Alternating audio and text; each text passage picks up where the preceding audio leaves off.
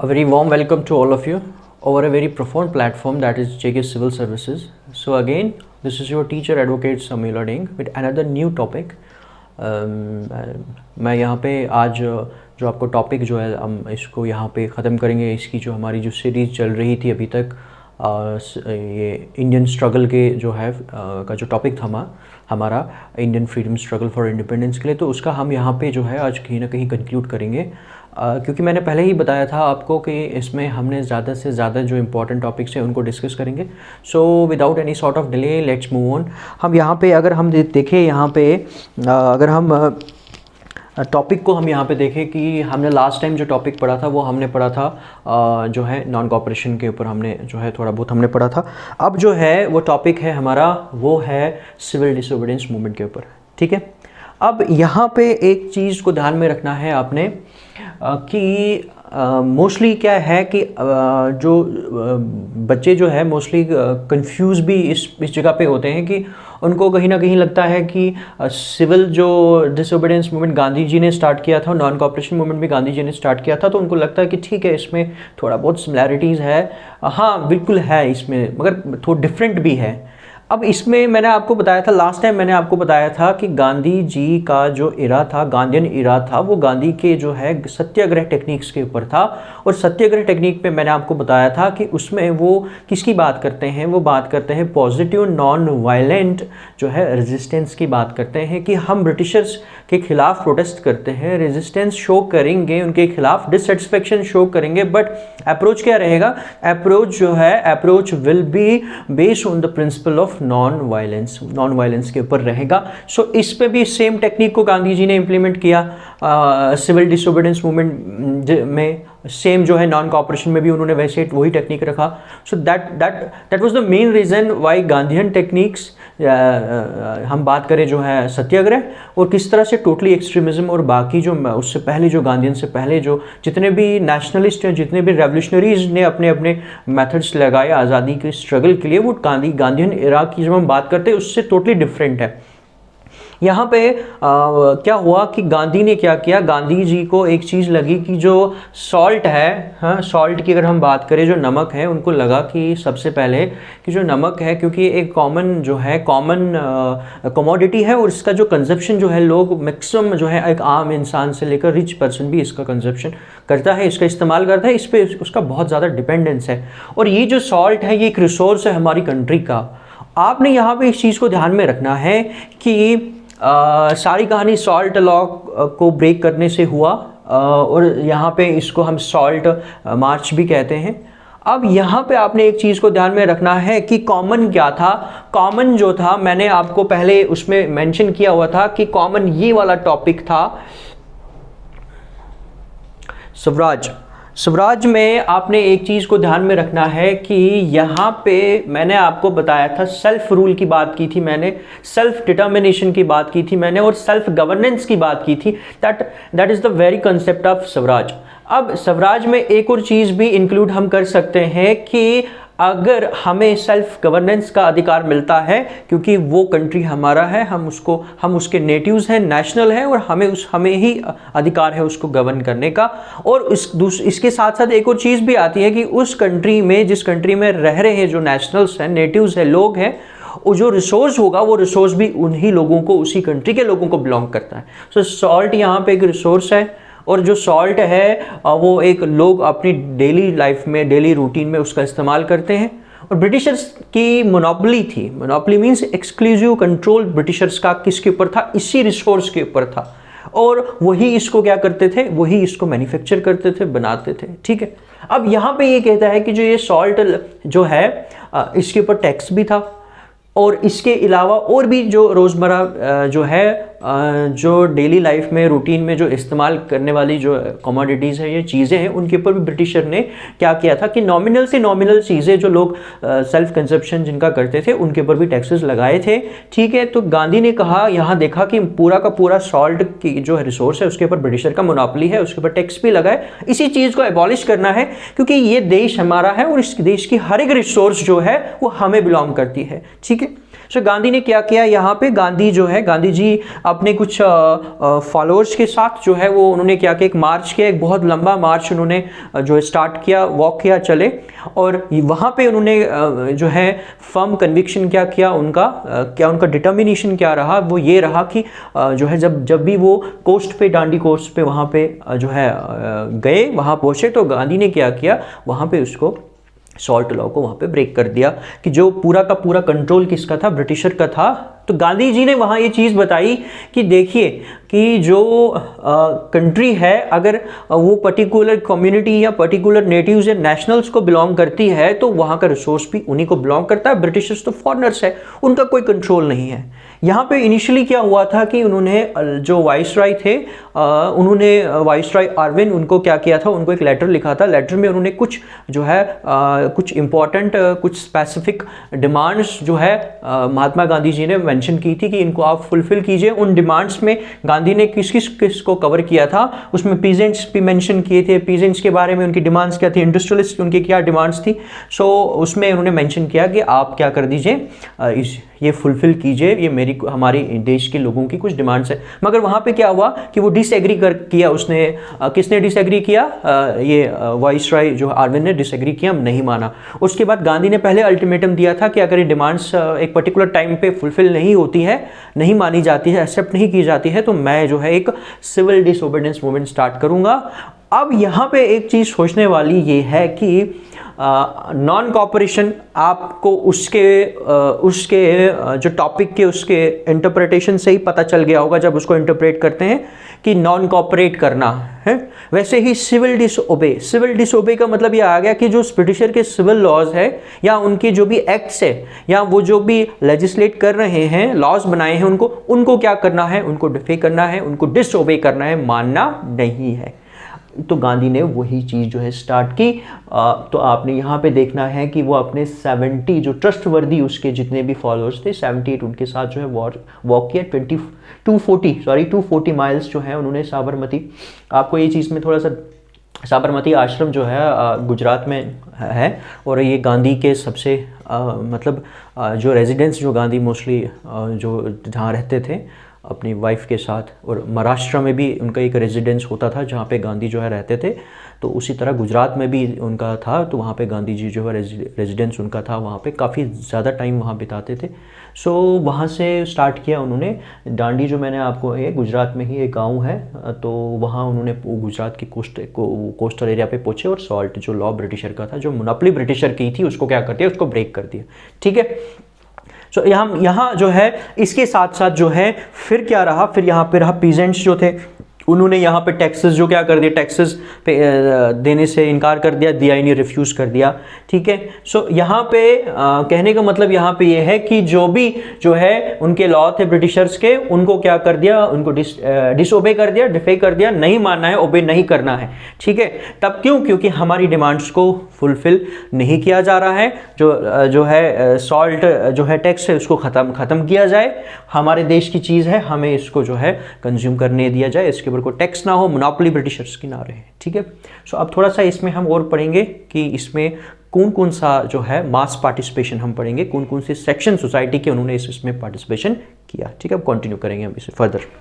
सो यहाँ पे अब हमारा टॉपिक कंटिन्यू यहाँ पे हम यहीं से करते हैं कि यहाँ हमने पीछे पढ़ा कि ठीक है, उसमें महात्मा गांधी जी ने जो है कॉल दिया सिविल डिसओबे करने का, कि ब्रिटिशर के लॉज को जो है डिसओबे किया जाएगा। और ये स्टार्ट हुआ जो है सॉल्ट मार्च, जिसको हम कहते हैं डांडी मार्च भी कहते हैं, सिविल डिसओबीडियंस भी कहते हैं इसको हम, सिविल डिसओबीडियंस मूवमेंट 1930।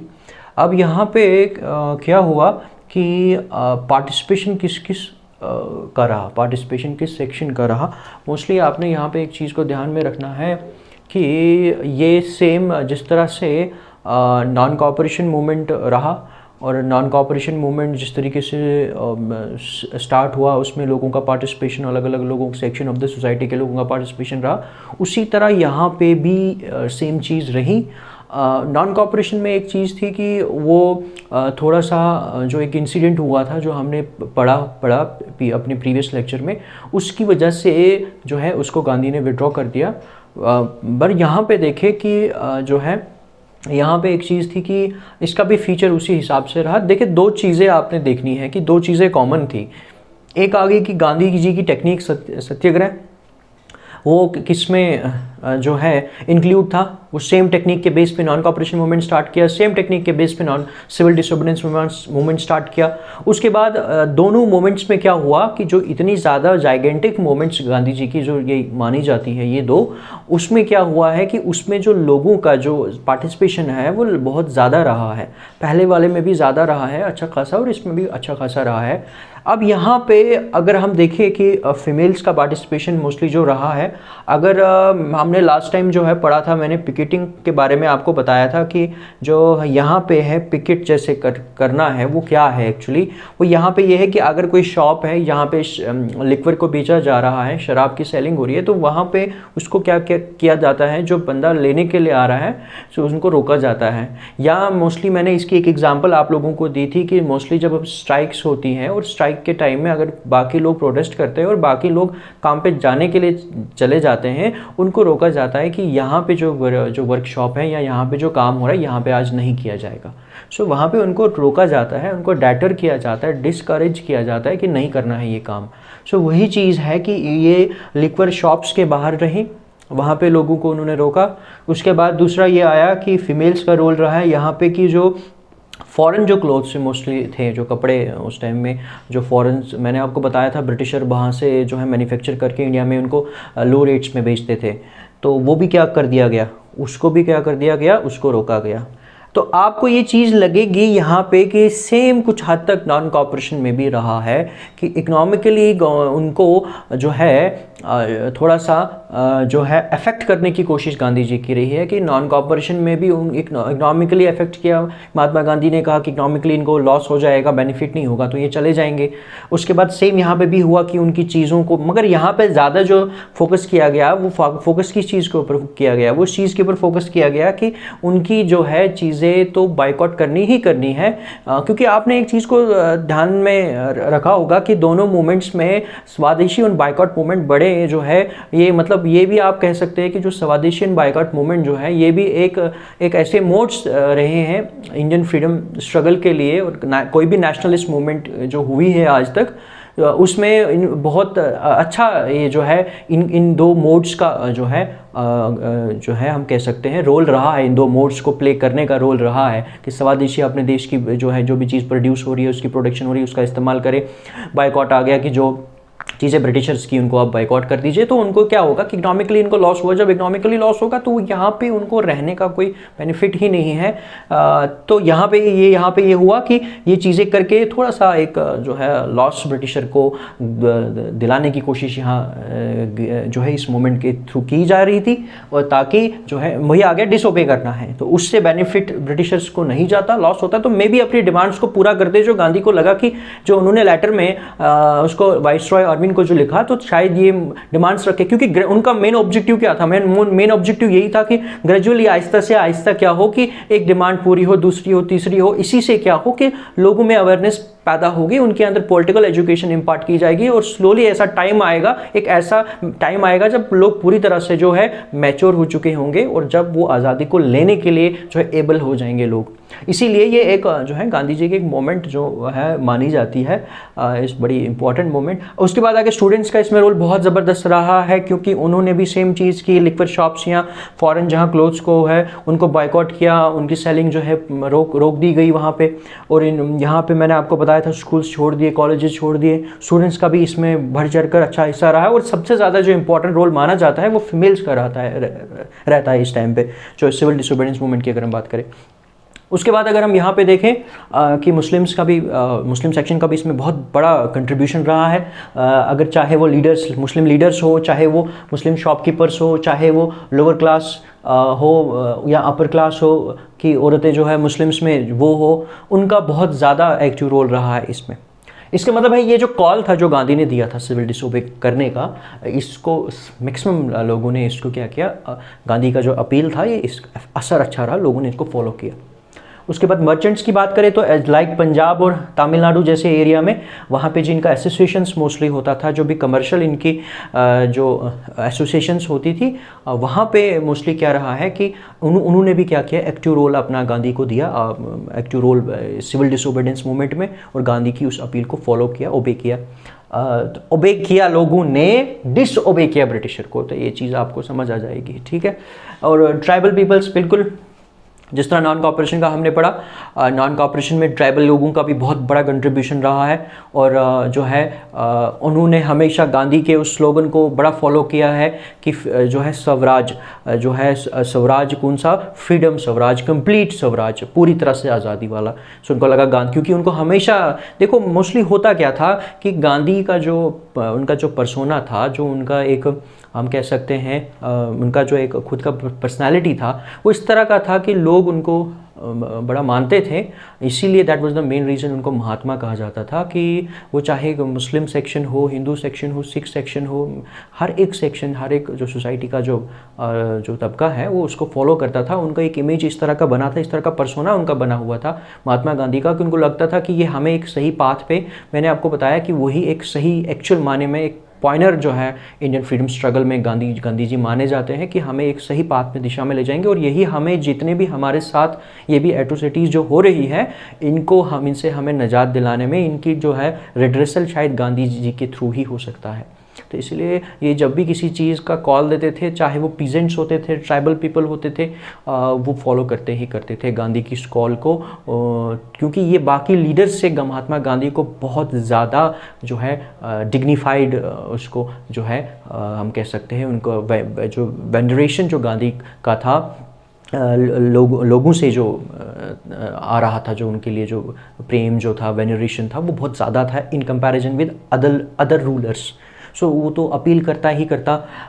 तो यहाँ पे ट्राइबल पीपल्स की महाराष्ट्र, कर्नाटक की में हम बात करें, उनका कंट्रीब्यूशन बहुत ज़्यादा रहा है। पीजेंट्स की बात करें हम, बिहार और गुजरात में, उनका भी वहाँ एक्टिव रोल रहा है। सो यहाँ पे ये चीज़ आपने ध्यान में रखनी है कि यहाँ पे कि सिविल डिसोबीडियंस मूवमेंट, और इसमें एक और चीज़ आपने ध्यान में यहाँ पे रखनी है कि इसमें बहुत ज़्यादा हज़ारों के हिसाब से लोगों ने क्या किया, लोगों ने अब खुद को जो है सेल्फ अरेस्ट दिया, या उसके बाद दूसरा ये था कि ब्रिटिशर्स ने भी अरेस्ट किया, महात्मा गांधी को भी अरेस्ट किया, और कुछ जो है टाइम के बाद उनको क्या कर दिया गया, छोड़ दिया गया। अब यहाँ पे आप कह सकते हो कि गांधी जी ने अपनी इन दो मूवमेंट से ब्रिटिशर को इतना ज़्यादा कंपेल कर दिया, इतना ज़्यादा उनको मजबूर कर दिया कि ब्रिटिशर को कुछ टाइम के बाद जो है इंडिया को छोड़ना पड़ा। सो यहाँ पे ये हमारा टॉपिक यहाँ पे ख़त्म होता है, और आई होप कि अभी तक मैंने जितनी भी अपनी वीडियोस बनाई हैं, जितनी भी अपनी वीडियो चढ़ाई हुई है, या जितना भी लेक्चर मैंने दिया हुआ, आप लोगों को इसमें ईजिली से समझ आ चुका होगा। आपने ध्यान में रखना है, देखिए मैंने आपको एक चीज़ बताई थी, अगर मैं इस टॉपिक पे जाऊँ, पूरी डिटेल में जाऊँ, फिर हमारा इस टॉपिक के ऊपर ही 4-5 वीडियोज़ बन जाएंगी। मगर मेरी कोशिश ये है कि प्रिसाइसली अगर मैं थोड़ा सा आपको पहले कंसेप्ट क्लियर करूं कि एक्चुअली ये था क्या, उसके बाद फिर अगर हम देखें, जैसे मैंने आपको बताया था कि नॉन कॉपरेशन मूवमेंट और सिविल डिसोबीडियंस मूवमेंट में वीकनेसेस भी थी, कि जितने भी ये लोग आए थे, ये अपने अब जैसे अगर ट्रेडर्स आए थे, पीजेंट्स आए थे, फार्मर्स आए थे, हाँ, तो ये अपने सेल्फ इंटरेस्ट, सेल्फ रिगार्ड के बेस पे गांधी को सपोर्ट कर रहे थे। नॉन कॉपरेशन वाला वो मोमेंट रहा हो या सिविल डिसोबीडियंस वाला मोमेंट रहा हो, तो उनका अपना सेल्फ इंटरेस्ट रहा था। वहाँ पे को लगा कि ब्रिटिशर का साथ दे के हमें नुकसान हो रहा है, तो इससे हमारा ये, जैसे इंडस्ट्रियलिस्ट थे या ट्रेडर्स थे, तो उनका जो सेल्फ इंटरेस्ट वहाँ उसको परस्यू करने के लिए उस बेस पे वो गांधी को क्या कर रहे थे, गांधी को सपोर्ट कर रहे थे। तो वो एक अलग चीज़ है, मगर पार्टिसिपेशन तो उन लोगों का था कि एनिमी तो कॉमन था, और विक्टिम जो मैक्सिमम सारे लोग विक्टिम बन रहे थे। तो एनिमी जब कॉमन था, उस बेस पे सभी ने मास पार्टिसिपेशन किया यहाँ पे। सो यहाँ पे प्रिसाइसली मैंने कोशिश की है अपने लेक्चर्स के थ्रू आपको थोड़ा एक कम टाइम में थोड़ा ज़्यादा समझाने की कोशिश की है। और कोशिश आप ये भी कीजिए कि एग्ज़ाम अगर पॉइंट ऑफ व्यू की बात करें, from exam frame of reference, if you will talk about the questions they will ask you, आपने वहाँ पे जो है ध्यान में रखना है कि पहले कंसेप्ट को क्लियर कीजिए। मैंने वही बताया है, मैं बार बार उस चीज़ पे आ रहा हूँ कि कंसेप्ट को क्लियर कैसे होगा कि 3 पार्ट्स में आप एक क्वेश्चन को प्रिपेयर करेंगे। चाहे आप एसएसपी की तैयारी कर रहे हैं, पीएससी की तैयारी कर रहे हैं, यूपीएससी की किसी भी तैयारी कर रहे हैं, तो आपने ध्यान में रखना है कि पहला पोर्शन आता है डिस्क्रिप्टिव पोर्शन, कि आपको उसका डिस्क्रिप्टिव पोर्शन मीन्स वो कितना फैला हुआ है टॉपिक। अगर बहुत ज़्यादा है, देखिए सिंपल सी बात है कि एक टॉपिक जिसको डिफ़ाइन करने में जिसका जो हम देखें जो जिसका मैटर जो है वो बहुत बड़ा है, जहाँ 2-3 घंटे लग सकते हैं, तो उसको आप 30-20 मिनट्स में नहीं समझ सकते। सो डिस्क्रिप्टिव पोर्शन को आप पहले टच कीजिए, उससे कंसेप्ट क्लियर होगा, ठीक है। और ऑफ टॉपिक ना जाएं। ऑफ टॉपिक मीन्स जो आपका टॉपिक है उसी तक कन्फाइंड रहे, उससे बाहर ना जाएं, ठीक है। उसके बाद मोस्टली आपने वो चीज़ देखनी है। और उसके बाद मैं आपको एक एग्जांपल देता हूँ कि ऑफ टॉपिक का मतलब आ गया, सपोज़ कीजिए अगर आपका टॉपिक इतने सारे में कवर होता है तो आप इसको इतना ना बढ़ाएं, इतना नहीं बनाना है, आपने इतने तक ही कन्फाइंड रहना है, ठीक है। सो कहने का मेरा मतलब ये है, एक वो पोर्शन आता है, फिर आता है आपका टेक्निकल पोर्शन, ठीक है। टेक्निकल पोर्शन मीन्स जहाँ पे आपको लाइक इवेंट्स को याद रखना है, नेम्स को याद रखना है, डेट्स को याद रखना है आपको, ठीक है। उसके बाद फैक्टर्स को याद रखना है, एरियाज़ को याद रखना है, ठीक है। खासकर हिस्ट्री में मोस्टली डेट्स के ऊपर बड़ा प्रॉब्लम आता है, तो वो बच्चों को मेमोराइज नहीं होती है, ठीक है। तो वो आपने टेक्निकल पोर्शन में देखना है, ठीक है। मगर वो तब देखना है जब आपका डिस्क्रिप्टिव पोर्शन, आपका कंसेप्ट, क्योंकि जो आपका कंसेप्ट क्लियर होगा that will from your descriptive और कम्प्रिहेंसिव रीडिंग से होगा आपका। उसके बाद जो थर्ड वाला आता है वो होता है डायनेमिक पोर्शन। डायनेमिक पोर्शन में मोस्टली हम देखते हैं कि उस टॉपिक में करंट क्या चल रहा है, ठीक है। तो करंट आप उस टॉपिक में क्या चल रहे हैं, या कि न्यूज़ में कोई चीज़ ऐड हुई है रिसेंटली, कोई ऐसा कुछ अपडेट या कुछ न्यूज़ में उससे रिलेटेड कुछ नया कुछ हुआ है, या जैसे मोस्टली देखा होगा कि जो भी हिस्टोरिकल मॉन्यूमेंट्स रहे हैं या ऐसी प्लेसेस जहाँ पे कोई नया कोई इंसिडेंट पहले हिस्ट्री में हुआ था, कोई नया उसमें कुछ ऐड हो रहा है, लाइक जलियांवाला बाग। अगर देखिए हम एक हिस्टोरिकली एक वो जगह है, वहाँ पे जो है अब कुछ गवर्नमेंट ने कुछ उसमें को नया कुछ ऐड किया है। ऐड इन द सेंस जैसे कोई वहाँ पे कुछ कोई गवर्नमेंट या पीएम जो है हमारी कंट्री का, या कोई नई चीज़, नया कोई उसी से रिलेटेड कोई नई चीज़ आपको दिख रही है न्यूज़पेपर में या कहीं पे भी आर्टिकल्स में। आर्टिकल मीन्स जो भी आपकी जर्नल्स होते हैं, मैगजीन्स होते हैं, तो वो डायनेमिक पोर्शन में आता है, ठीक है। जैसे आप अगर हिस्ट्री पढ़ते हैं लाइक हड़प्पन कल्चर में एक्सकेवेशन हो रही है, खुदाई हो रही है, तो कहीं ना कहीं आर्कियोलॉजिकल सोर्स के थ्रू, एक्सकेवेशन के थ्रू नई साइट्स जो है मिल रही है। सो वो डायनेमिक पोर्शन में ऐड हो रहा है, तो वो आपको एग्जाम के लिए तैयार करना है। सो पहला आ गया आपका डिस्क्रिप्टिव, देन आ गया टेक्निकल, और थर्ड आ गया आपका डायनेमिक पोर्शन। इस तरीके से आपका एक टॉपिक तैयार होता है, ठीक है। सो आप जब तक ये 3 स्टेजेस नहीं पढ़ेंगे ना, तब तक आपका टॉपिक क्लियर नहीं होगा। अब आप बोलेंगे नहीं मैं ना इसको डिस्क्रिप्टिव को टच नहीं करेंगे, हम डायनेमिक को भी नहीं, हम सीधे टेक्निकल पे आएंगे, तो टेक्निकल का बहुत कम 5-6% रहता है एग्जाम में आने के लिए, ठीक है। तो वो तो पॉसिबल नहीं है, 3 के 3 आपको प्रिपेयर करने हैं। सो आई होप कि यहाँ पे कंक्लूड हुआ हमारा टॉपिक, और इसी के साथ हम लेक्चर जो है फिनिश करते हैं। See you soon and bless you all, bye bye.